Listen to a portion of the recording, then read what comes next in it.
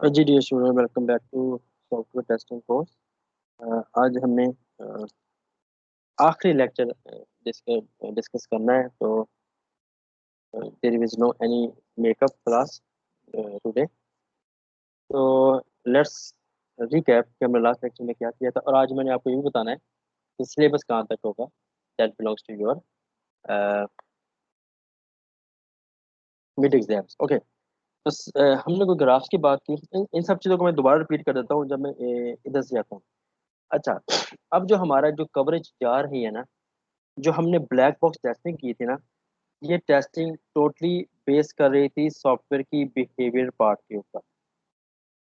अगर आपको आपने आप में से किसी एक बंदे ने, मैं इसको रिकैप करता हूँ, अगर आप में से किसी एक बंदे ने भी सॉफ्टवेयर इंजीनियरिंग को डिटेल से पढ़ा है, लेकिन not basic software engineering, some advance concept in software engineering like software architecture, software design, object design and something like this lectures.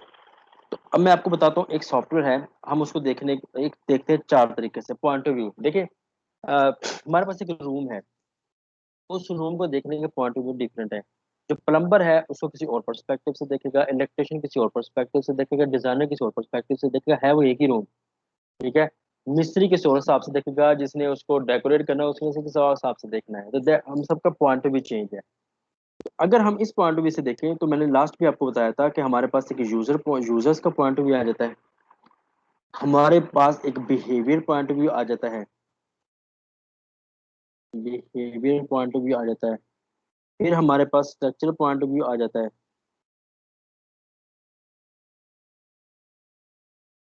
और इसके बाद हमारे पास आ जाता है उसका फिजिकल व्यू, जिसको आप कह सकते हैं जनाब इसका।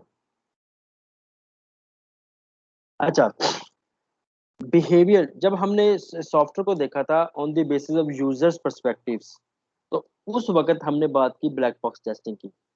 जब हम सॉफ्टवेयर को देखेंगे कोडिंग के पर्सपेक्टिव से, तो अब हमारी जो जिंदगी मूव कर जाएगी कोड के पर्सपेक्टिव से, या उसके स्ट्रक्चर कैसे किया कोड को। एग्जांपल है, यहाँ पे बेस क्लास होगी, यहाँ पे ड्राइव क्लास होगी, ये क्लास इस क्लास के साथ एसोसिएट क्लास करेगी, ये क्लास इसके साथ क्लास के साथ सपोज करेगी। इन दिस मैनर जब हम बात कर रहे होंगे, तो फिर हम बात करेंगे स्ट्रक्चर ग्राफ कवरेज की तरफ, स्ट्रक्चर की तरफ। अब इसमें से वो तमाम चीजें, वो ग्राफ जो कि बिलोंग करता है स्ट्रक्चर के साथ, उसको देखेंगे। तो यहाँ पे स्ट्रक्चर जो ग्राफ कवरेज क्राइटेरिया है, अब हमारे पास यहाँ फर्दर दो से क्लैरिफिकेशन आती है। पहला तरीका ये है कि स्ट्रक्चर का तरीका कौन सा है, दूसरा है कि डेटा कौन सा है। तो पहले हम बात करेंगे स्ट्रक्चर कवरेज क्राइटेरिया के ऊपर, और फिर इसी को डिटेल में लेके चलेंगे। अच्छा, इसमें कवरेज का मतलब क्या है। अगर मैं आपसे पूछूं, आपने पाकिस्तान को कितना कवर कर लिया है, तो आप कहेंगे यार मैंने फैसलाबाद भी देखा हुआ है, मैंने लाहौर भी देखा हुआ है, मैंने मरी भी देखा हुआ है, मैंने इस्लामाबाद भी देखा हुआ है। या मैं आपसे कहता हूँ, मैं आपके पाकिस्तान कौन कौन सा सूबा आपने कवर किया हुआ है। आप कहेंगे मैंने पंजाब भी विजिट किया हुआ है, मैंने सिंध भी विजिट किया है, मैंने केपी के विजिट भी किया हुआ है, एंड सब बाकी सब चीजें सर भी विजिट किया हुआ है। अच्छा, बलोचिस्तान विजिट किया हुआ है। तो हम कहेंगे कि सूबों के पर्सपेक्टिव से, अब मैं ये नहीं कह रहा कि आप उसकी हर गली में गए हैं, तो आप कहेंगे कम से कम मैं सूबे की बात कर रहा हूँ। तो सूबे में अगर एंटर होके आप एक दिन भी रह के आ गए, तो आपने वो कवर कर लिया। मतलब सूबा देखना मकसद है ना, उस सूबे के लोग कैसे हैं, इस तरह की चीजें। तो प्रोविंस के हवाले से आप कहेंगे जी ठीक है जी, मैंने चारों सूबे कवर कर लिए। तो यहाँ पे हमने कवरेज देखनी है कि हमारा जो कवरेज क्राइटेरिया कौन कौन से हो सकते हैं। तो जब हम स्ट्रक्चर के हवाले से सॉफ्टवेयर के कवरेज क्राइटेरिया देखते हैं, उसमें से हमारे पास सबसे पहले आ जाता है नोड कवरेज, फिर हमारे पास आ जाती है जी एज कवरेज, फिर हमारे पास आ जाती है एज पेयर कवरेज, और फोर्थ नंबर पे हमारे पास आ जाती है path coverage. Path coverage further classify हो जाती है कंप्लीट पाथ कवरेज में, प्राइम पाथ कवरेज में, कंप्लीट राउंड अप कवरेज में, सिंपल राउंड अप कवरेज में। इनमें से हम इसको भी नहीं देखेंगे, मैंने वैसे आपको सीनियर को करवा दिया था, इसको भी नहीं देखेंगे, इसको भी नहीं देखेंगे।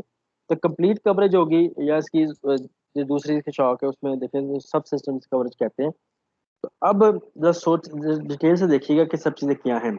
अच्छा, ये डेफिनेशन की ये कहती है नोड कवरेज की, test T satisfy node coverage on graph G if and only if for every syntactically reachable node n belongs to G there is some path P in the path such that P visits N। अगर तो आप इस definition को देना शुरू कर दें, तो इंशाल्लाह काफी टाइम लग जाएगा। मैं आपको इसको पाकिस्तानी तरीके से समझाने की कोशिश करता हूँ, नोड कवरेज का मतलब क्या है।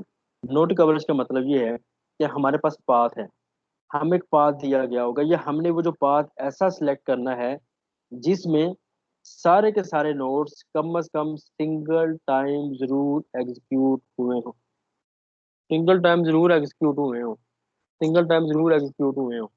हमने ये करना है, ठीक है। अब अब साथ साथ आपने इसकी लिमिटेशन भी देखते जाना है। तो हमें क्या यहाँ पे चाहिए होगा, हमें यहाँ पे चाहिए होगा साथ में इसका पाथ पे, तो पाथ हमने डिसाइड करना है। अच्छा, इसका जो ऑल्टरनेट है वो है जी एज कवरेज। मैं अभी दोनों के एग्जांपल इकट्ठे ही। अच्छा, नेक्स्ट हमारे पास एज कवरेज। एज कवरेज में क्या होता है? एज कवरेज में आपने ये करना है कि तमाम के तमाम एजेस, एजेस किसे कहते हैं? आपके पास ये एक नोड है, ये दूसरा नोड है, नोड वन, नोड टू, और नोड वन से नोड टू पे जाने के लिए ये ट्रांजिशन है, दैट इज एज। हर एज को आपको याद होगा, हम लेबल भी करते हैं किसी ना किसी इवेंट के साथ।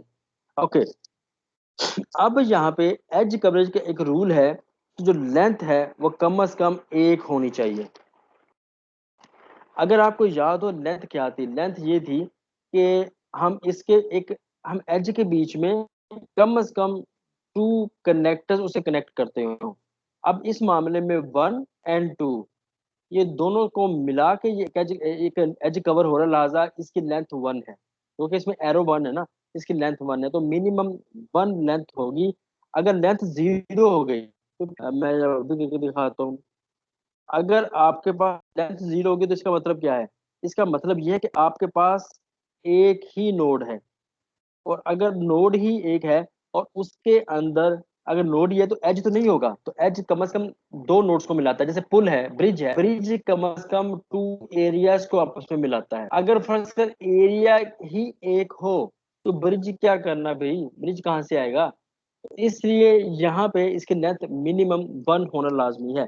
अब आप कह रहे होंगे कि सर अगर हम ये काम कर दें, सेल्फ लूप कर दें, तो अगर आप सेल्फ लूप करेंगे तो बेसिकली अगर मैं इसको एक्सपेंड करूं तो आप ये कहना चाहते हैं कि एरिया वन, दूसरा एरिया वन, इन दोनों के बीच में एक ब्रिज है। आप कह रहे हैं इन दो एरिया को आपस में मिलाया, एरिया एक ही है, इस एरिया को पार्टीशन की हुई है, तो मिनिमम सिंगल एज वहां पे जरूर होना चाहिए, तभी एज कवरेज होगी। अच्छा, अब क्वेश्चन यहाँ पे ये है कि विच अप्रोच इज बेटर। अच्छा, अब यहाँ पे एक कंसेप्ट आपने समझना है, सब सब्सम्पशन का। सबस्यूम लिखा है मैंने यहाँ पे, ये बड़ा इंपॉर्टेंट कंसेप्ट है, इसको समझिएगा। ओके, सबसम्पशन का मतलब है कि अगर आप बी कैटेगरी अचीव कर लें तो आप ऑलरेडी ए कैटेगरी भी अचीव कर चुके होंगे। अब इसका मतलब क्या है? इसका मतलब है कि अगर मैं कहता हूँ कि अगर आप एमएस कर लें, एमफिल कर लें, तो आपको एमएस की डिग्री, आपको बैचलर की डिग्री भी चुकी होगी या मिल जाएगी, या एक ऐसी चीज जिसे करने से उसके डिफॉल्ट दूसरी वैल्यू भी ऑटोमेटिकली मिल जाए। ठीक हो गया। अ, अब मैं आपको इसकी एग्जांपल दिखाता हूँ, फिर मैं सब्सक्रिप्शन को दोबारा रिपीट करता हूँ। अच्छा, ये हमारे पास एक ग्राफ है। अब इस ग्राफ को हमने ट्रावर्स करना है with node coverage and edge coverage. अगर तो हम एग्जांपल है नोड कवरेज की, तो टी आर का मतलब है, टी आर का मतलब है टेस्ट रिक्वायरमेंट।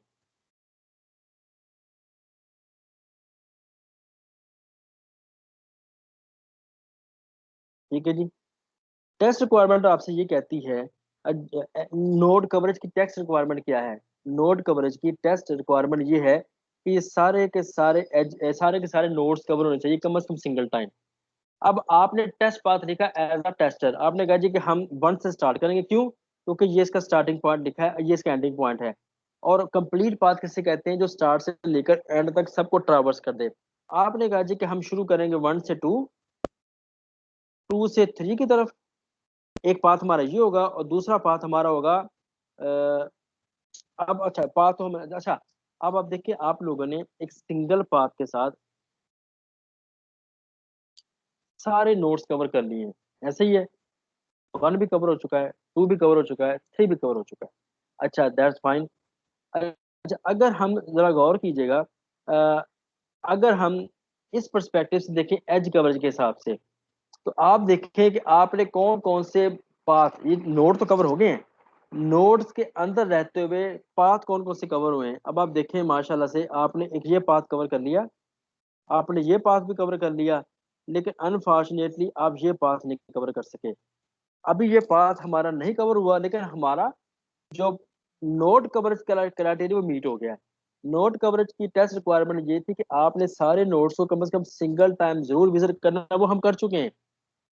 तो ये वीकनेस है नोड कवरेज के अंदर के, नोड कवरेज अगर हो जाएंगे तो पाथ सारे कवर नहीं होंगे, ये एज सारे कवर नहीं होंगे, ये रास्ते सारे कवर नहीं होंगे।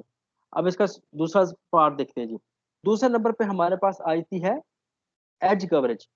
एज कवरेज आपसे क्या कहती है? एज कवरेज आपसे कहती है कि सारे के सारे एज कम से कम सिंगल टाइम जरूर ट्रावर्स होने चाहिए। आपने कहा जी कि हम वन से शुरू करेंगे, वन से टू पे जाएंगे, टू से थ्री पे आएंगे। फिर आपने कहा सेकंड नंबर पे हम ये करेंगे, हम वन से थ्री पे आएंगे। तो अब आपके पास यहाँ पे टेस्ट रिक्वायरमेंट क्या है? टेस्ट रिक्वायरमेंट ये कहती है कि आपने वन टू टू इसे कवर करना है। अच्छा, अब यहाँ पे देखिए मिनिमम लेंथ वन बनते कि नहीं बनती। अब देखिए इसकी लेंथ वन है, इसकी भी लेंथ वन है, इसकी भी लेंथ वन है, तो मिनिमम होना लाजमी था। दूसरे नंबर पर टेस्ट रिक्वायरमेंट ये कहती है कि टू टू थ्री भी मूव करना आपने, और तीसरी रिक्वायरमेंट कहती है कि वन टू थ्री मूव करना आपने। तो अब यही काम हमने टेस्ट पाथ में भी किया, टीवी में टेस्ट पाथ में सबका सब हमारे पास। अच्छा, अब जरा अब टेस्ट रिक्वायरमेंट के मुताबिक हमने ये काम कर दिया। अब दोनों दोनों के डिफरेंस के रूल के मुताबिक आप जरा देखें कि अगर आप एज कवरेज कर लेते हैं तो मैं ये कह सकता हूं कि जो एज कवरेज है, जो इसी है, जो एज कवरेज है, ये सब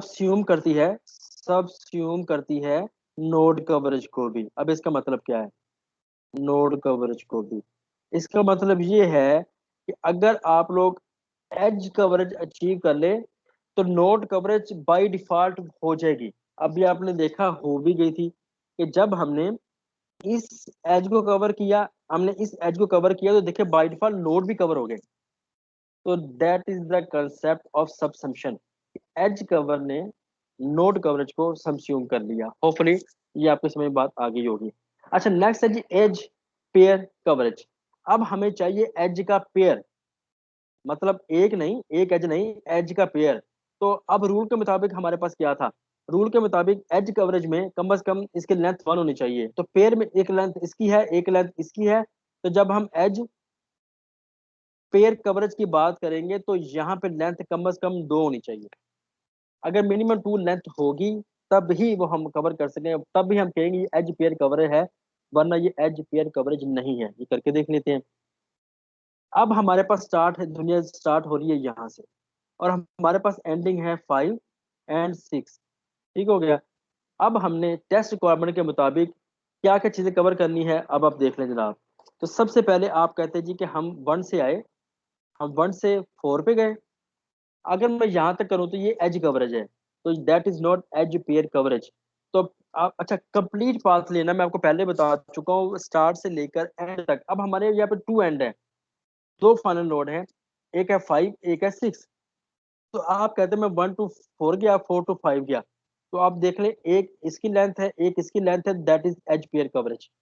अच्छा, उसके बाद आपने कहा जी कि मैं वन से टू फोर, फोर से फाइव पे गया। दूसरे नंबर पे आप कहते हैं कि जनाब हम टू से फोर पे गए, फोर से फाइव पे गए। तीसरे नंबर पे आप कहते हैं कि नहीं जनाब हमने ये काम किया है कि three to four, four to five किया है। तो तीन हमारे पास वेज यहाँ पे कवर हो गए। One to one to four, four to five एक ये, two to four, four to five दूसरा ये, three to four, four to five. अब यहाँ पे हमने एज कवरेज कर ली है। अब यहाँ पे देखिए एज कवरेज एक वक्त में तीन नोड्स को कवर कर रहा है और टू एज को कवर कर रहा है, तो इसकी पावर ज्यादा है edge compare to edge coverage और पेयर कवरेज और नोड कवरेज, तो ज्यादा पावरफुल है। अच्छा, अब दूसरे नंबर पे हम जनाब इसकी दूसरी तरफ आते हैं। अब आप लोग कहते हैं अब हम स्टार्ट करेंगे वन से। अब हमने कहा जी कि मैं इसको अगर सबको रेज कर दूं, अब आपने स्टार्ट किया वन से, तो आप कहते हैं one to four, four two six. Okay, one to four, four to five पहले कवर हो चुका है, तो हम उस तरफ नहीं जा सकते। दूसरे नंबर पे आपने कहा जी कि अब हमने क्या करना है, अब हमने ये काम करना है two to four, four two six, ये कवर कर लिया। और उसके बाद जनाब हमने जो चीज़ कवर करनी है वो 3 to 4, 4 to 6। तो इस तरह से जनाब हमारे पास ये बन गया 1 to 4, 4 to 6, 2 to 4, 4 to 6 and 3 to 4, 4 to 6। तो 6 पाथ के साथ 1 2 3 4 5 6, 6 पाथ के साथ हमने सारे नोड भी कवर कर लिए, सारे नोड भी कवर कर लिए। हमने इस 6 पाथ के साथ सारे एजेस भी कवर कर लिए और number of test pass path भी कम हो गए। कैसे कम हो गए? अगर यही काम हम अचीव करने की कोशिश करते थ्रू नोड कवरेज, तो फिर क्या होता है? नोड कवरेज का मतलब है एक वक्त में एक चीज कवर करें। एज कवर में क्या मतलब है? एक वक्त में सिंगल एज कवर करें। आप कहते हैं हम 1 to 4 पे गए, इस समय सो ऑन। अच्छा, अब मैं ये कह सकता हूँ कि अगर आप एज पेयर कवरेज अचीव कर लेते हैं तो इसके साथ साथ आपका एज कवरेज भी अचीव हो जाए और इसी के साथ साथ आपका नोड कवरेज भी अचीव हो जाएगी। लिहाजा एज पेयर कवरेज है, ये सबस्यूम करती है एज कवरेज को भी और नोड कवरेज को भी। That is subsumption. Okay, next move करते हैं। कंप्लीट पाथ क्या होता है? कंप्लीट पाथ का मतलब है एक पाथ में से जितने भी पाथ हो सकते हैं, जितने भी पाथ पॉसिबल हैं। अनफॉर्चुनेटली ये इनफिजिबल है। ये इनफिजिबल कब है? जब पाथ के बीच में लूप आ जाएगी। एग्जांपल है, आप इस वक्त हैं स्टेट ए के ऊपर और यहाँ से लूप आ गया, तो वही है ए से बी, बी से ए से बी, बी से ए। वो जो हमने एग्जांपल दी थी कि हम ये जिंदगी चलती रहेगी और ये खत्म कभी भी नहीं होगा। अच्छा, अब फिर इसका सोल्यूशन क्या है जी? कि अब हम वर्किंग करेंगे स्पेसिफाइड पाथ के ऊपर। ठीक है, तो अब हम एक एग्जांपल लेते हैं और उस एग्जांपल्स के ऊपर इन सबको अप्लाई करने की कोशिश करते हैं।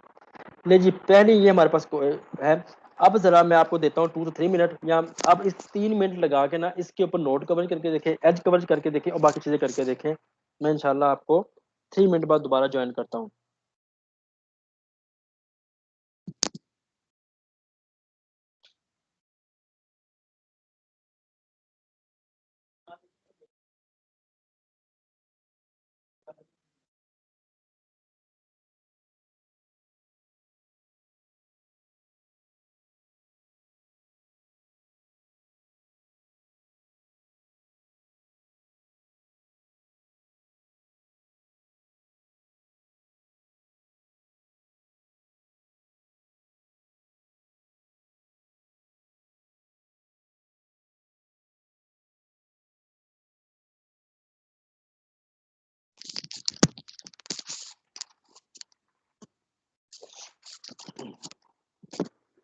ओके बच्चों, अ, मैं सबसे पहले आपको ये अप्लाई करके दिखाता हूँ इसके ऊपर नोड कवरेज। नोड कवरेज की टेस्ट रिक्वायरमेंट क्या है? कि नोड 1, 2, 3, 4, 5, 6, 7, ये सारे के सारे कवर होने चाहिए। ये है जी नोड कवरेज। अब आपने यहाँ पे टेस्ट पाथ ऐसे लेने हैं जो जो शुरू होगा 1 से और एंड होगा 7 पे। और आपने जनाब इन सारे पाथ के थ्रू जो कवर करना है ना, वो है जी नोड कवरेज। तो मैं अरेज ऑल करता हूँ, तो शुरू करता हूँ। तो अच्छा, अब पाथ कोई भी हो सकता है, ये डिपेंड करता है कि आप अच्छे टेस्टर हैं या बस मेरी तरह पूरी पूरा ही है। तो इसके पर्सपेक्टिव से आप क्या करेंगे? आप कहते हैं जी हम शुरू करेंगे 1 से, डेफिनेटली ये कंडीशन है। आपने कहा जी हम 1 से 2 पे गए, 2 से 3 पे गए, 3 से 4 पे आए, 4 से 7 पे चले गए। जब आपने ये पाथ कवर किया तो आपने node 1, node 2, node 3, node 4 and node 7, ये अब आपके कवर हो चुके हैं। लेकिन अनफॉर्चुनेटली अभी नोड 5 एंड 6 कवर होने वाले पड़े हैं। ठीक है, तो फिर अब आपने क्या किया? अब आपने ये कहा कि अब हम ऐसा करेंगे, जो सेकंड टेस्ट पाथ है वो कुछ ये ट्रावर्स करते हैं कि हम नोड 1 पे जाएंगे, 1 से 3 पे जाएंगे, 3 से 5 पे जाएंगे, 5 से क्या कर रहा है, हम 1 से 3 पे जाएंगे, 3 से 5 पे जाएंगे, 5 से हम 7 पे चले जाएंगे। ठीक है। अच्छा, तो इस मामले में अच्छा अच्छा, वैसे लास्ट टाइम हमने ये गलती की, हमने कहा जी 5 से 6 पे जाएंगे, 6 से 5 पे, 5 से 7 पे। ठीक है, तो जब हम इस पाथ को कवर करेंगे तो जनाब अब हमारे पास सारे नोड्स की कवरेज आ चुकी है। ठीक है। अच्छा, अब नेक्स्ट मूव करते हैं, रेज ऑल करता हूँ। अब जनाब हमारे पास नेक्स्ट आ जाता है एज कवरेज। एज कवरेज आपसे क्या कहती है? टेस्ट रिक्वायरमेंट क्या है जी? टेस्ट रिक्वायरमेंट कहती है आपने कवर करना है 1 से 2, आपने कवर करना है जी आप इसको 1 to 3, आपने कवर करना है 2 to 3, आपने कवर करना है जी 3 to 4 एंड 3 to 5, आपने कवर करना है जी 4 to 7, और आपने कवर करना है जी 5 to 7 और 5 to 6। ये एजेस हैं जो आपके कवर होने चाहिए। तो इनके पर्सपेक्टिव से हम शुरू करते हैं। अब आपने कहा जी कि हम शुरू करेंगे टेस्ट पाथ 1 से, हम चाहेंगे 1 to 2, 2 to 3, 3 to 4, 4 to 7। अब ये कंप्लीट पाथ है क्योंकि ये स्टार्ट से लेकर फाइनल तक मूव कर रहा है। दूसरा आपने कहा जी हम 1 to 3 पे जाएंगे। दूसरा आपने कहा जी कि हम 1 to 3 पे जाएंगे, 3 to 5 पे आएंगे, 5 to 6 पे आएंगे, 6 से वापस 5 पे आएंगे, 5 to 7 पे आएंगे। एज कवरेज हो गया। इस मामले में, इस केस में आप देख सकते हैं कि node coverage and edge coverage वो बहुत सिमिलर। ठीक हो गया। अब आगे मूव करते हैं। एज पेयर कवरेज के रूल के मुताबिक अब आपने क्या काम करना है, इसके रूल के मुताबिक जनाब अब आपने ये काम करना है कि एजेस कवर करने हैं पेयर की फॉर्म में। तो इसकी जो टेस्ट रिक्वायरमेंट होगी वो ये होगी कि आपने 1, 1, 2 एंड 3 ये कवर करना है। उसके बाद आपने कवर एंड सो ऑन। मैं आपको कवर कर देता हूँ तो मेरे ज़्यादा आसानी रहेगी। अच्छा, अब इस मामले में अब आपने शुरू करना है 1, 2, तो एक वक्त में अब हमारे पास टेस्ट पाथ क्या होंगे। टेस्ट रिक्वायरमेंट के मुताबिक आपने 1, 2, 3, 1, 3, 4, उसके बाद आपने 2, 3, 4, इस तरह मतलब एक एज आपने सिंपली करना पता क्या है।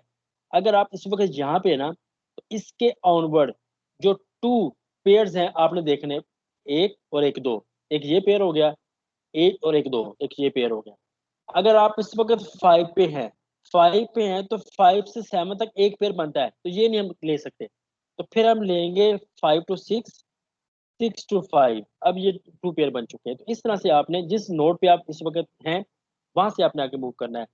इसका जो पहला टेस्ट पाथ होगा वो होगा 1 to 2 पे मूव किया, 2 से आपने मूव किया 3 पे, 3 से 4 पे, 4 से 7 पे। ठीक है। अच्छा, उसके बाद हमने क्या किया है कि यहाँ से फिर हम नेक्स्ट मूव किया हमने कि 1 to 3, सेकंड नंबर पे 1 to 3 हमारे पास सेकंड कवरेज आ गई एंड सो ऑन। ये अब आप समझ आ गई क्या हो कह रहा है। अच्छा, इससे पहले अब आप देखें कि नंबर ऑफ टेस्ट पाथ सबके कितने कितने आए हैं। तो आप नोड कवरेज के देखें 2 पाथ आए हैं, एज कवरेज के देखें 2 पाथ आए आए हैं, और एज पेयर कवरेज के आप देखें इसमें भी आपको 2 पाथ ही नजर ज्यादा आए हैं। लेकिन अगर आप एज पेयर को देखें, इसका जो लास्ट वाला टेस्ट पाथ है उसको पढ़ने की कोशिश करें।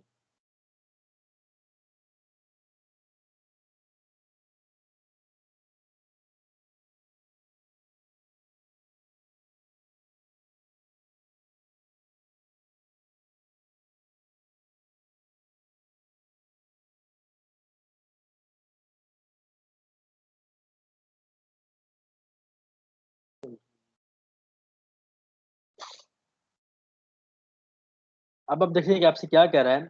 1 to 3 पे मूव करें। मैं अगर इसको रेज ऑल करूं, अभी आपसे कह रहा है 1 to 3 पे मूव करें, 3 to 5 पे मूव करें। अब इस वक्त हम नोट 5 पे हैं, तो 5 पे जाने के लिए 5 to 6 मूव करना पड़ेगा। अब ये पेयर मुकम्मल नहीं हो रहा, तो 6 to 5 वापस आना पड़ेगा। ठीक है। 5 to 6, फिर 5 to 6, फिर 5 to 7। ओके, आपको यहाँ पे पेयर कवर करना है, तो इसमें कम्प्लेक्सिटी ज्यादा आना शुरू होगी। एनी आगे मूव करते हैं। ये है जी अब कंप्लीट पाथ कवरेज। तो अब कंप्लीट पाथ कवरेज क्या कहता है। सर ये पॉइंट दोबारा बताइए कि ये इसने दो दफा मूव क्यों किया। पेयर तो अब एटलीस्ट अप टू 2 लेंथ था ना उसका। हम बिल्कुल हो सकते हैं। अब इस मामले में अगर मैं दोबारा इसको तो अब आपने यहाँ पे ये देखना है कि आप देखिए मैं इस वक्त 1 पे हूँ। जब हम 1 पे होंगे तो 1 से ऑनवर्ड 2 पेयर कवर होंगे, 1 to 2, 2 to 3। एक आपका ये कवर हो गया। दूसरे नंबर पर अगर आप इस वक्त 1 पे हैं, तो अब आपको कवर करना पड़ेगा 1 to 3, 3 to 4। इसी तरह से अगर आप 1 पे हैं तो 1 to 3, 3 to 5 ये भी कवर करना होगा। ओके, 2 स्टेप आगे जाना है। अब यहाँ पे क्या हो रहा है, हम जब 5 पे मूव करते हैं ना, तो 5 पे मूव करने के बाद क्या होगा, हमें 5 to 6 एक मिल गया, 6 to 5 दूसरा मिल गया। लेकिन जरा इसका ऑल्टरनेट देखें। अगर आप इस वक्त 6 पे हैं तो फिर क्या करेंगे? तो 6 पे जाने के लिए अब आपके पास ऑप्शन क्या है? 6 to 5, 5 to 7। तो अगर 6 भी तो कवर करना है ना ये पाथ भी तो, इसलिए यहाँ पे आपको डुप्लीकेशन नजर आ रही 6 की। ये देखिए 6 एंड 6। अब जो मैंने अभी कवर किया ना, ये मैंने कवर किया है 6 to 5, 5 to 7। अब आप देखें 6 to 5, 5 to 7। सही ये इसमें कम्प्लेक्सिटी है कि जिस जिस नोट से आपने शुरू करना है उससे 2 स्टेप आगे तक जाना है। तो ये हमें यहाँ पे प्रॉब्लमेटिक बन जाती है। ओके, नेक्स्ट हम मूव करते हैं इसी के साथ। तो ये मैंने आपको बता दिया स्पेसिफाइड कंप्लीट पाथ वगैरह सब के सब चीजें। प्राइम पाथ में कवर नहीं कर रहा है, इसमें कम्प्लेक्सिटी ज्यादा है। अच्छा, अब जो लूप कंडीशन हमारे पास आती है ना, ये आपसे कहता है कि यार एक इसका सोल्यूशन क्या है जो आप ए से बी, बी से ए पे ना जाए। अगर मैं लूप लिखूं तो लूप का लिखते कैसे हैं? For int I is equal to 0, I less than 1000, I plus plus. अगर मैं आपसे पूछूं वो ये कि मुझे बताएं कि इस लूप की बाउंड्रीज कौन सी हैं, तो अगर आप जरा गौर से देखें तो इसकी बाउंड्री बनती है, शुरू कहाँ से हो रहा है? 0 से। खत्म कहाँ पे हो रहा है? 1000 पे, या लेस देन 1000 पे। मैं लेस देन इक्वल टू कर देता हूँ। तो अब आप क्या करें? सॉफ्टवेयर को टेस्ट कर लें इन बाउंड्रीज पे और इन बाउंड्रीज पे। मतलब 0, 1, -1, 999, 1000 एंड 1001। अगर आप इन वैल्यूज के साथ सॉफ्टवेयर को टेस्ट कर लें तो फिर आपको लूप के अंदर जाने की जरूरत ही नहीं है। तो इस तरह से लूप को स्किप किया जा सकता है। ये दोबारा सब चीजें आगे भी आएंगी जब हम पाथ कवरेज करेंगे। तो होपफुली यहाँ तक सब चीजें आपको, ये भी वही जो इनफिजिबल रिक्वायरमेंट क्या होती है कल हमने डिस्कस किया था। अच्छा, अब टेक्निक्स हमारे पास कौन सी है? ये मैंने कोड लिखा है, फैक्टोरियल कैलकुलेट करता है। अच्छा, क्वेश्चन है कि आपने कहा जी मुझे बताओ 2 का फैक्टोरियल क्या होगा, 5 का फैक्टोरियल क्या होगा। अब क्वेश्चन है कि सिर्फ 2 और 5 के ऊपर ही क्यों टेस्ट करें इसको? Why not at 200, why not at 0, why not at 1000? क्या वजह है कि सिर्फ ये 2 टेस्ट केस ही लेने हैं? एंड इस किस्म के बाकी क्वेश्चन हमारे माइंड में आते हैं जब हम टेस्टिंग कर रहे होते हैं। ठीक है, मतलब कौन सा टेस्टिंग के लिए इंक्लूड करना है, किसको इंक्लूड नहीं करना, किस पार्ट को एक्सरसाइज करना है, किसको नहीं करना, कौन सा टेस्ट सेलेक्ट करना है, कौन सा नहीं करना, क्या तमाम पॉसिबल टेस्ट के एग्जीक्यूट करने या कुछ करने हैं। और अब प्रॉब्लम क्या है, हम ये सब चीजें क्यों पढ़ रहे हैं? देखिए, हर चीज के साथ कॉस्ट अवेलेबल है। कॉस्ट सिर्फ पैसे की फॉर्म में नहीं होती, रिसोर्सेज की फॉर्म में भी होती है। मतलब आप डेवलपर हैं किसी ऑर्गेनाइजेशन के, आपको पर मंथ 1 लाख रुपए सैलरी दे रहे हैं। अब आप क्या कर रहे हैं कि एक सॉफ्टवेयर को डेली आके उसको बार बार एक फंक्शनल टेस्ट किए जा रहे हैं, डेली सेम फंक्शनैलिटी। तो भाई उनकी पेमेंट लग रही है आपके ऊपर, आप रिसोर्सेज हैं। रिसोर्स इस सेंस में है कि आपने बाकी सॉफ्टवेयर भी टेस्ट करने हैं, तो वो पेंडिंग में है। तो लिहाजा ये सब चीजें हमारे माइंड में आती है कि यार क्या करें ऐसा कि रिसोर्स वेस्टिंग में ना चला जाए। तो इन सब चीजों के लिए फिर हम स्ट्रक्चर टेस्टिंग टेक्निक हमें फोकस करवाती है। तो इसमें क्या होता है, ये हमारा डिपेंड करता है कि हम किस किस्म का सॉफ्टवेयर डेवलप कर रहे हैं।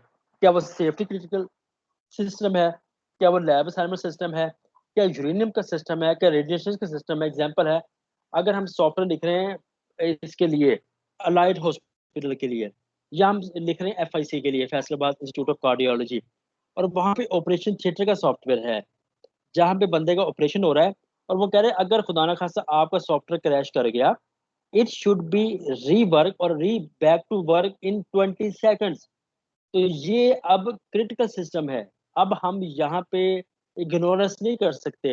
लिहाजा इस सॉफ्टवेयर को हमें मल्टीपल टाइम हर नुक्कड़ हर कोने से टेस्ट करना होगा। लेकिन फर्ज करें वो सॉफ्टवेयर है, एग्जाम्पल है कि ये है जी आपका स्टूडेंट रजिस्ट्रेशन सिस्टम, तो इसमें अगर गलती हो भी गई तो ठीक कर लेंगे, बात में से क्या मसला है। तो इन सॉफ्टवेयर को फिर हम इन डिटेल में अगर सॉफ्टवेयर को ना भी टेस्ट किया जाए तो ओके, एक्सेप्टेबल है। दूसरा सॉफ्टवेयर यूरेनियम का, पाकिस्तान टाउन एनर्जी कमीशन ने हमसे सॉफ्टवेयर डेवलप किया जो रेडिएशन को देख रहा है यूरेनियम की। अगर खुदा ना खासा 1 सेकंड भी रेडिएशन वायलेट हो गई तो मुल्क तो गया। तो इस सॉफ्टवेयर को भी डिटेल से देखना पड़ेगा। तो डिपेंड करता है सॉफ्टवेयर के नेचर पे, सॉफ्टवेयर अंडर टेस्ट क्या है, उसके हिसाब से number of test cases, coverage criteria, कितनी बार उसको रिपीट करें, सब चीजें उस वक्त काउंट होती हैं जब हम जिस सॉफ्टवेयर पर टेस्ट करना उसको देखते हैं। तो वहां पे जाके हमें स्ट्रेटजी ये सबसे डिफाइन करनी होती है। ऑल पास कवरेज कवरेज सब की सब चीजें हम वहां पे करते हैं, depend upon nature of the project. ठीक है, अब जब हम किसी सॉफ्टवेयर के, हमारे पास यहाँ पे जो ऑप्शन आती है वो जनाब कौन कौन सी हैं जनाब? इस पर्सपेक्टिव से यहाँ से हमें दो चीजें समझ आई हैं। अगर हम फंक्शनल एस्पेक्ट्स को देखें, नॉन फंक्शनल को नहीं, फंक्शनल एस्पेक्ट्स को देखें, तो सबसे पहले टेस्ट सिलेक्शन, टेस्ट केस की सिलेक्शन कि कौन सा टेस्ट केस, जैसे अभी आपने देखा कि नोड कवरेज करके देखा, पाथ कवरेज करके देखा, फिर आप लोगों ने कंप्लीट पाथ कवरेज करके देखा, एज कवरेज करके देखा। इसकी एक लंबी लिस्ट है, मैंने तो सिर्फ आपको तीन चार करवाई है ना जो हमारे रेलिवेंट है। अब आप एज अ टेस्टर डिपेंड करते हुए प्रॉब्लम किस किस्म का है, आपने टेस्ट केस सिलेक्ट करना है कि इस पे कौन से एग्जांपल है, मैं कहता हूँ इस पे ब्लैक बॉक्स टेस्टिंग करनी है, ठीक है। अब आपने डिसाइड करना कि which black box testing will be most suitable, ये तो आपने बताना ना एज अ टेस्टर। तो इस किस्म की चीजें ना जब टेस्टर को डिसीजन लेने पड़ते हैं बहुत ज्यादा, लिहाजा ये टेस्ट लीड्स भी होते हैं जो डिसीजन लेते हैं कि कौन सी स्ट्रेटजी यहाँ पे सूटेबल रहेगी। तो पहले नंबर पे है टेस्ट केस की सिलेक्शन, और दूसरे नंबर पे टेस्ट केस के adequacy criteria, how many time it should be repeated, कितना इसको कवर करना है। ये दोनों चीजें हमें जानने की जरूरत है अगर हम लोगों ने फंक्शनल एस्पेक्ट्स और सिस्टम को देखना है यूनिट और इंटीग्रेशन लेवल पे। तो अब जनाब इसका थोड़ा थोड़ा अगर देखने की कोशिश करें, इसको हमारे पास ये है, टेस्ट सिलेक्शन क्राइटेरिया का मतलब है वो तमाम कंडीशन जो आपकी इस टेस्ट ने फिल करनी है। एग्जाम्पल है, मैं कहता हूँ जी कि हमारे पास एक इंटीजर है, वो इंटीजर कोई भी है, अगर आपको याद हो जो इंटीजर होते हैं ये -65,000 समथिंग से लेकर +65,000 समथिंग के बिटवीन होते हैं। अब टेस्ट सिलेक्शन क्राइटेरिया आपसे ये क्या कहेगी कि भाई अब आपको एक ऐसा टेस्ट केस चाहिए जो कि कम से कम एक इलाका, बस फर्स्ट केस को मैं डिवाइड करता हूँ, अगर मैं डिवाइड करता हूँ, एक हमें इसमें से टेस्ट केस चाहिए जो नेगेटिव इलाके को देखे, एक हमें इसमें से ऐसा टेस्ट केस चाहिए जो जीरो को देखे, एक ऐसा टेस्ट केस चाहिए एटलीस्ट जो इसके जो पॉजिटिव एलिमेंट्स है उनको देखे, पॉजिटिव इंटीजर्स को देखे। तो लिहाजा फिर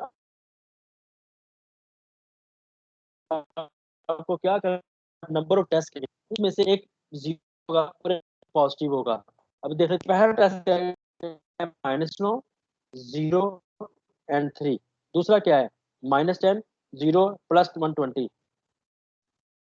तीसरा क्या है, -1, 0। अब देखिए इन सब में आपको नेगेटिव नंबर नजर आ रहे हैं, जीरो नजर आ रहे हैं, पॉजिटिव भी नजर आ रहे हैं, तो that is test selection criteria.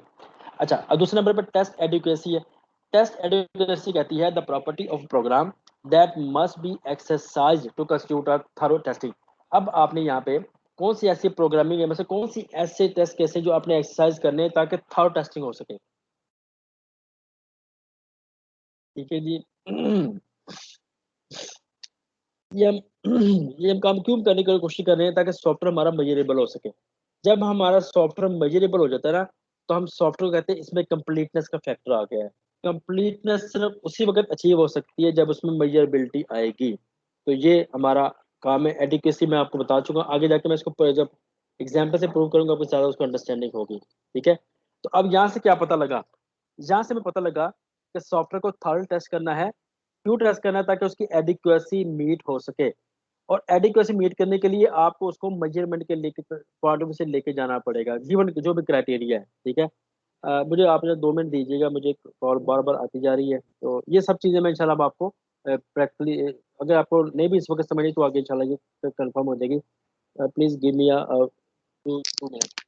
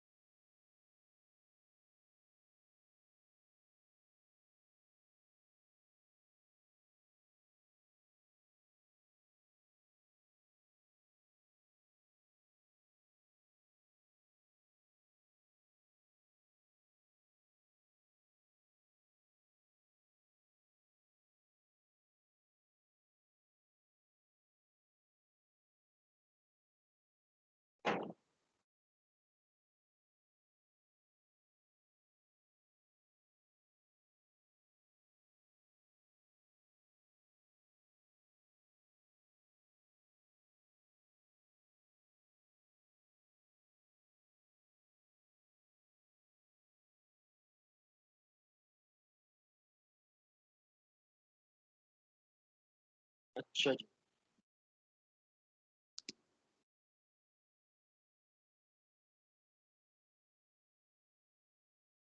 अच्छा, अब ये जो हम बात कर रहे हैं दैट इज कवरेज। कवरेज को, ये जो जो कुछ लिखा हुआ है, ये जो अभी आपके सामने लिखा है, इसकी जगह मैं आपको जरा एक इसकी बताने लगा हूँ कवरेज के हिसाब से।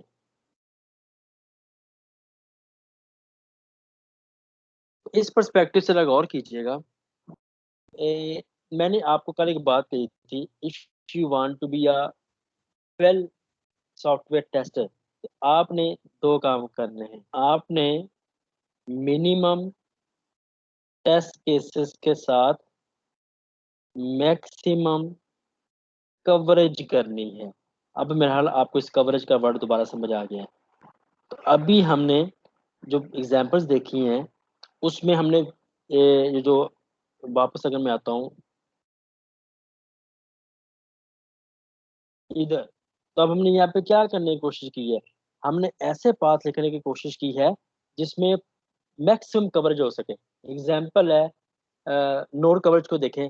हमने कहा हम 1 to 2 पे जाएंगे, 2 से 3 पे, 3 से 4 पे, 4 to 7 पे, और फिर हमने कहा कि हम मूव करेंगे 1 to 3, 3 to 5, 5 to 6, 6 to 5 और उसके बाद 7। तो ये सब चीजें क्या कर रहे हैं हम, मैक्सिमम। अब आप देखिए इस मामले में, अब मैं ये नहीं कह सकता 100% कवरेज होगी। क्यों?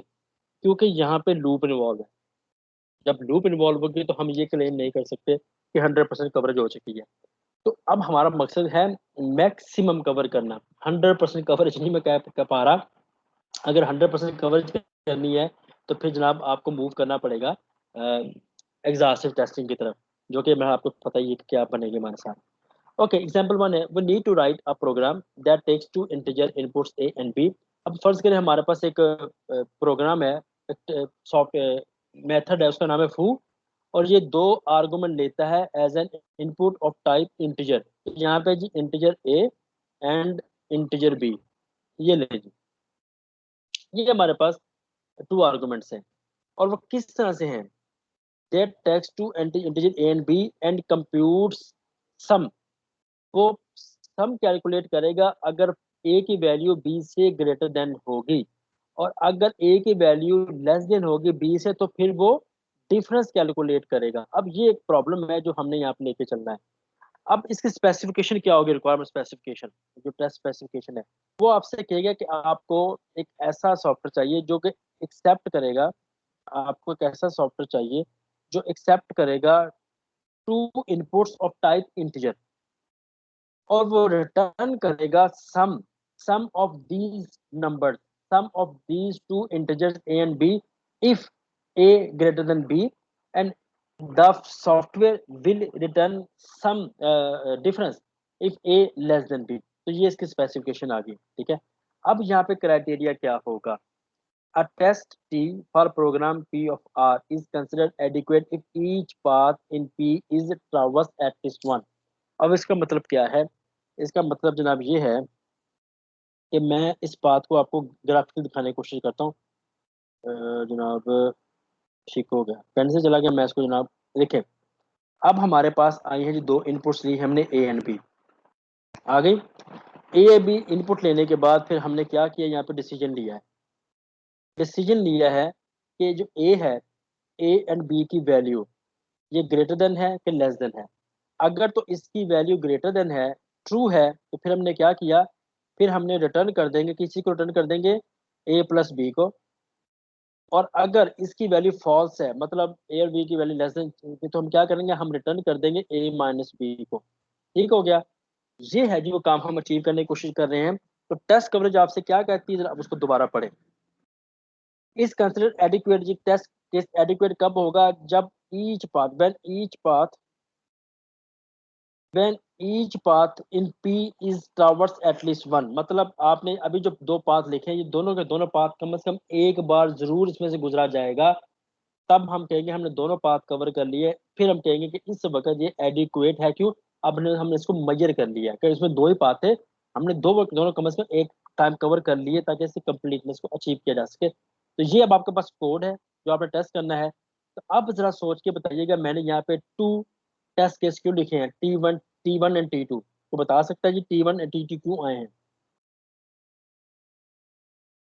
दो टेस्ट केस क्यों हैं? एक टेस्ट केस है जो इस इलाके को टेस्ट करेगा, एक टेस्ट केस ऐसा है जो इस इलाके को कवर करेगा। ठीक है, तो जो पहला टेस्ट केस है, अगर आप चाहते हैं इसको मीट करें, उसके पर्सपेक्टिव से आपके पास जो टेस्ट रिक्वायरमेंट है वो ये कह रही है कि ए जो है उसको आप 2 साइन कर दें, जो बी है उसको आप 1 साइन कर दें। तो इस मामले में जो चीज़ आप अचीव कर रहे हैं वो है जी ए ग्रेटर देन बी। ठीक हो गया। वो कह रहा है कि अगर आप ये वैल्यू पास करेंगे, ए एंड बी को, मतलब यहाँ पे ए को 2 साइन करेंगे और बी को 1 साइन करेंगे, तो रिटर्न क्या करेगा ये? 2 + 1 = 3। तो ये 3 रिटर्न करेगा। और दूसरे नंबर पे वो कह रहा है कि अब ये 2, अगर तो दूसरे नंबर पे इसका ये मैं आपको अंडरस्टैंडिंग हो गई कैसे काम कर रहा है, तो क्राइटेरिया हमने व्हाइट बॉक्स टेस्टिंग की है। अच्छा, अब वो कह रहा है कि जो T1 है इसका जो एडिक्वेसी 50% आई है, जो T2 है उसकी एडिक्वेसी 100% आई है। ये आप एज एन टास्क लें और सोचिए 50% कैसे आई और ये 100% कैसे आई। तो फिर इंशाल्लाह इस पर डिस्कस करेंगे। तो ये इसकी दूसरी एग्जांपल है, होपफुली कि आप इसको भी कवर कर लेंगे। ये था जी हमारा आज का लेक्चर। आज के लेक्चर में node edge inter different covers की बात की, स्ट्रक्चर टेस्टिंग की बात की एंड टेस्ट सिलेक्शन की बात की। तो अब आपके लिए है जी कि मिड का एग्जाम जो है उसमें क्या क्या चीज़ें कवर होंगी। तो जो आपका मिड का एग्जाम है ये कवर होगा till black box testing techniques तक। ब्लैक बॉक्स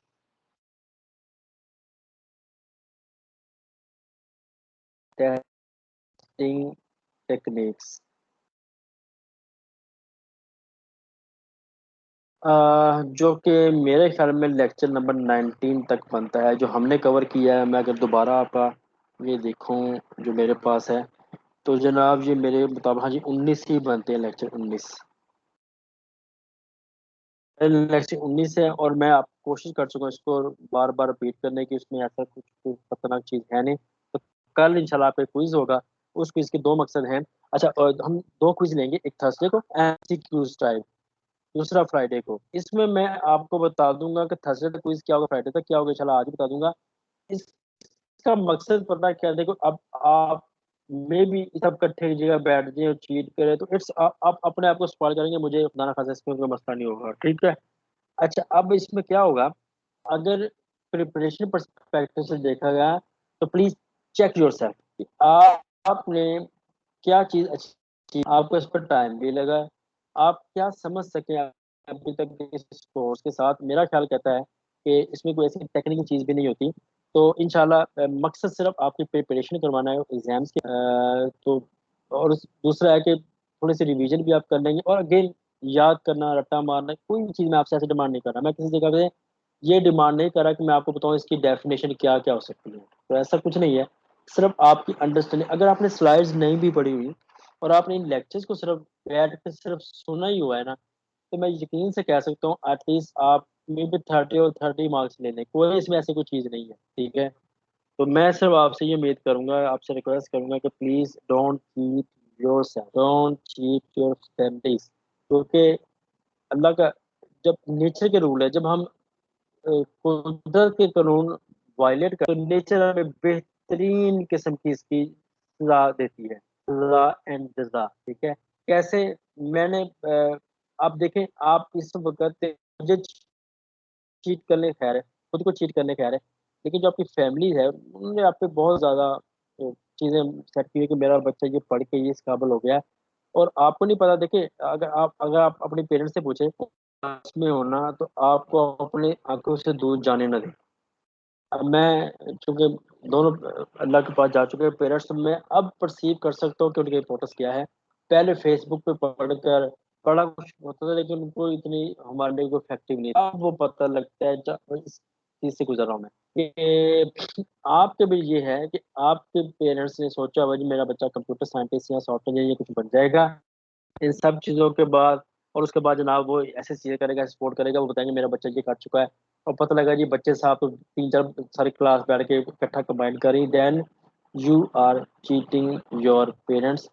जिन पेरेंट्स ने आपके बगैर आपका जो टाइम था अपने साथ उन्होंने बिठाना था, आपको पढ़ाई पे लगा दिया, अपना जो आप पे इन्वेस्ट कर दिया, अपना वक़्त आपने अपनी पूरी ज़िंदगी आप पे इन्वेस्ट कर दिया। आप उनको चीट करने जा रहे हैं। If you want to do, it's up to you. फिर इस केस में please be prepare for the reaction of nature. मैं कुदरत का रिएक्शन कह रहा हूँ।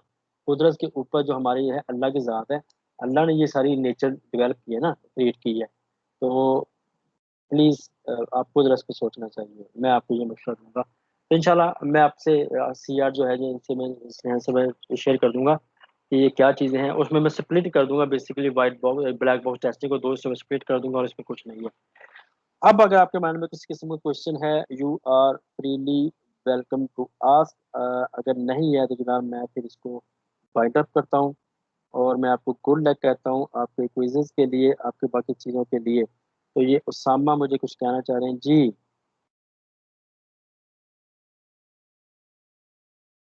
जी उसामा आपकी आवाज़ नहीं आ रही। उसामा इज़ इट पॉसिबल कि आप मुझे टेक्स्ट मैसेज कर दें तो फिर मैं वो मैसेज के अगेंस्ट में सबको रिप्लाई कर दूँगा ताकि वो आप कम्युनिकेशन देख सकें। क्योंकि आपकी आवाज़ एटलीस्ट मुझे नहीं आ रही है और मैंने आपको म्यूट भी नहीं किया हुआ। आप खुद म्यूटेड हैं।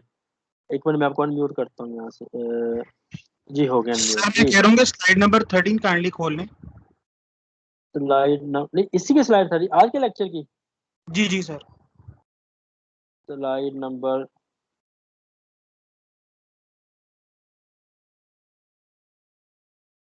ये है जी स्लाइड नंबर 13। जी, सर इसको रेज़ कर इसमें दो। मैंने ये पूछना था कि जो हमारी एज कवरेज है और एज पेयर कवरेज है, इस पे दोनों के जी, अंदर हम लोग क्या डिफरेंस करेंगे इसके यूजेज के दरमियान में? जब हम एज पेयर करें और एज करें तो हमारा एज तो सारे दोनों में ट्रैवर्स हो रहे हैं, लेकिन एज पेयर हमारी ज्यादा कॉम्प्लेक्स हो जाती है, तो फिर हम प्रेफर क्यों नहीं करते कि हम सिर्फ एज कवरेज ही कर लें? ठीक हो गया। एक्चुअली देखिए मैं आपसे कहता हूँ कि हमें ना दोनों काम करने हैं। मिनिमम टेस्ट केसेस इम्पोर्टेंट है, ठीक है? एग्ज़ाम्पल है, मैं आपसे कहता हूँ जी कि आप ऐसा करें, हमारी जो शादी होती हैं, ठीक है? शादियों में जब हमारे पास खाना खुलता है, तो हम वहाँ पे क्या ऑप्शन हो सकती है? एक है कि सारे बंदों को इकट्ठा एक जगह पे लेके आए और खाना खिला दिया जाए। दूसरी ऑप्शन क्या हो सकती है कि इन अब उसमें क्या है कि जो हफ़ड़ा-दफ़ड़ी और ये सब प्रॉब्लम आते हैं, तो अब हम क्या कर सकते हैं कि ऐसा करते हैं जो एक वक़्त में 2-2 लोगों को मिला के वो खाना सर्व कर दिया जाए, ठीक है? अब इसमें क्या होगा क्लीनलीनेस रहेगी, शोर भी नहीं होगा, बाकी मसले भी रहेंगे। लेकिन अगर आप इसको फ़ॉलो करना चाहते हैं ना, तो फिर क्या होगा कि आपका नंबर ऑफ टाइम वो जो आपका पूरा वलीमा या खाना जो है ना शादी का पैकेज, वो सारा खाने में निकल जाएगा, ठीक है? अच्छा अब हम क्या करेंगे नंबर ऑफ नोट्स बढ़ाने की कोशिश करेंगे। हम कहते हैं कि ऐसा करते हैं कि अगर 3 लोगों को इकट्ठा खाना खिला दिया जाए, तो फिर हमें किस हद तक उसका फ़ायदा हो जाएगा। अच्छा फिर हम क्या करने की कोशिश करें बेसिकली हम क्या कर रहे हैं कि इसके साथ कवरेज भी बढ़ाने की कोशिश कर रहे हैं और बाकी चीज़ों को भी मैं इसमें अच्छा दूसरा बेनिफिट क्या होगा जितने नोट्स आप बढ़ाते जाएँगे जी जब हम डेटा फ्लो टेस्टिंग पढ़ेंगे मैं इसको प्रूव भी करूँगा। जितने नोट्स आप बढ़ाते जाएँगे, उतने नंबर ऑफ टेस्ट केस कम होते जाएँगे। एक जनरल सा फ़ॉर्मूला है। यहाँ पे चूँकि आपका ये जो आपको नज़र आ रहा है ना, अब आप देखिए यहाँ पे आपको नज़र आ रहा है एज पेयर में 1, 2, 3 एंड 4 तो हमने यहाँ पे 4 टेस्ट पाथ के साथ इसे कवर किया है, ठीक है? अब एज कवर को देखते हैं कितने हुए हैं, 1 और 1 2 अब आप देखें इसके हिसाब से देखा जाए तो एज कवरेज जो है, वो बहुत ज़्यादा ज़्यादा सूटेबल है क्योंकि सिर्फ 2 पाथ हमें लिखने पड़े हैं, जबकि एज कवर पेयर में हमें ज़्यादा काम करने पड़े हैं। लेकिन इसमें होगा क्या? इसमें एज पेयर करने के लिए आपके पास सेशन ज़्यादा होंगे, टेस्टिंग सेशन बढ़ जाएँगे आपके। यहाँ पे आपके टेस्टिंग सेशंस बढ़ जाएँगे और यहाँ तक तो एक्सेप्टेबल है। ये जो नंबर ऑफ टेस्ट सेशंस है ना, अगर ये बढ़ जाए इंटीग्रेशन टेस्टिंग में, तब ये एक्सेप्टेबल नहीं होते। एक्सेप्ट यहाँ तक तो ओके है, यहाँ पे एवरीथिंग इज़ ओके। लेकिन यूनिट टेस्टिंग तक ओके है, लेकिन इसके बाद जब हम करेंगे ना इंटीग्रेशन टेस्टिंग, तो इंटीग्रेशन टेस्टिंग में जितने number of session test session ज़्यादा होंगे, उतनी ज़्यादा टाइम ज़्यादा कंज़्यूम होगा, उतने ज़्यादा रिसोर्सेज़ ज़्यादा कंज़्यूम होंगे। लिहाज़ा उस वक़्त हमारा फ़ोकस अब हम क्या फ़ोकस करें नंबर ऑफ टेस्ट केस कम करना इंटीग्रेशन टेस्टिंग में हम फोकस करेंगे नंबर ऑफ टेस्ट सेशन का, वो इंटीग्रेशन टेस्ट सेशन कम करना, तो ये चीज़ वहाँ पे प्रॉब्लम करेगी। तो अगेन सॉफ्टवेयर इंजीनियरिंग में एक बात हमने की थी, there is no silver bullet. Silver bullet का मतलब है कि हमारे पास कोई ऐसे सोने का चमचा नहीं है कि अगर हम वो खा लें तो हम बेहतरीन सॉफ्टवेयर इंजीनियर बन जाए। There is no silver bullet. मैंने यहाँ पे सोना कहा है तो सोना ही इसकी उर्दू बनती है। वैसे गोरा सिल्वर पे ज़्यादा डिपेंड करता है, इसलिए सिल्वर कहा था, गोल्ड पे नहीं करते। वहाँ पे वो गोल्ड नहीं होता जो पाकिस्तान में होता है, कैरेट कम होते हैं उसके। तो तो ये है जिसका बेसिक सा आंसर, कि हमारे पास टेक्निक्स डिफरेंट बता दी गई हैं। अच्छा, दूसरा नंबर देखें, अगर हमें मैक्सिमम कवरेज करनी है, हम एग्जॉस्टिव टेस्टिंग कर सकते हैं, लेकिन हम प्रेफर नहीं करते। ये भी तो है ना। तो ये है जी इसका सामा, इसके आंसर, कि अब ये जो चीज़ें हैं ना, एज अ टेस्टर आपने डिसाइड करना है कि कौन सा प्रॉब्लम है। हमने एडिक्वेसी में हमने क्या कहा था, टाइप ऑफ सॉफ्टवेयर आपने देखना है। एक टेस्ट केस है, ये टेस्ट केस एग्जांपल है, एग्जॉस्टिव टेस्टिंग ही है। एग्जॉस्टिव टेस्टिंग है कि फर्ज करें हमारे पास आता है बुलियन, बूल, फू, ये क्या करता है कि रिटर्न ट्रू और फॉल्स। ये रिटर्न ट्रू कर रहा है, ये फॉल्स कर रहा है। अब इस जगह पे एग्जॉस्टिव टेस्टिंग ओके, आप यूज कर सकते हैं, कोई ऐसा इशू नहीं। लेकिन अगर इसी जगह पे मैं कर दूं इंटीजर ए, अब ये नामुमकिन, ये अब इम्पॉसिबल वाली सिचुएशन बन गई है। तो अब एज अ टेस्टर आपने डिसाइड करना है। देखिए हमने आपको एक टूल दे दिया टेस्ट केसेस के लिखने का। अब एज अ टेस्टर आपने डिसाइड करना है कि आपका रेलिवेंट डोमेन क्या है, मतलब सॉफ्टवेयर कौन सा टेस्ट हो रहा है, और वहाँ पे कौन सी वाली टेस्टिंग टेक्निक्स में से कौन सा वाला टाइप एप्लीकेबल रहेगी ज़्यादा बेहतर। तो ये आप खुद सीखेंगे, खुद एक्सपेरिमेंट करेंगे, और या ये इंडस्ट्री या आपकी एक्सपीरियंस आपको सिखाएगा। होपफुली इसका मैंने आंसर दे दिया है। तो अब जनाब आपका टाइम माशाल्लाह से मैं 56 मिनट ले चुका हूँ। Good luck for your exams. अपना बहुत सारा ख्याल रखिएगा जी। अंटिल नेक्स्ट लेक्चर, अल्लाह हाफिज़।